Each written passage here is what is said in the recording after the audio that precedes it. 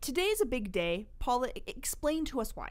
Well, you may recall, Sarah, after our Fatal Care series, Manmeet Bhullar, who was the new Minister of Children's Services appointed in the wake of that shakeup, announced and introduced legislation that would in some ways lift the publication ban on identifying children who had died while receiving services from the province.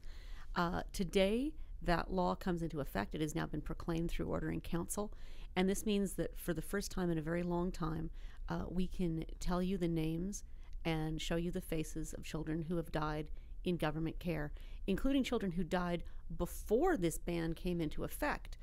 So the ban had been retroactive so that we couldn't name kids who had died 20 years ago. They were still covered by the ban. So as of today, this draconian, anti-constitutional ban is no longer the law in Alberta.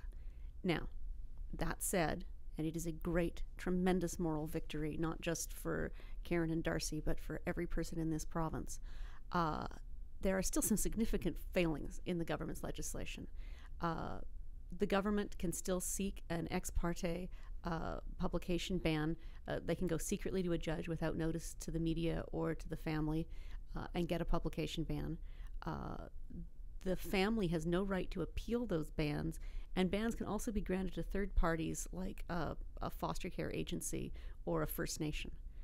The other problem is that we know, because Manmeet Bhullar told us in January, that between 1999 and September 2013, 741 children and youth died in this province who had come to the attention of Children's Services.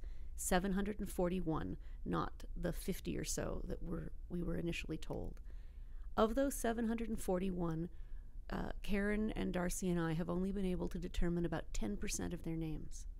So there are hundreds and hundreds and hundreds of children who technically we are now allowed to name them, but since we don't know who they are or how they died,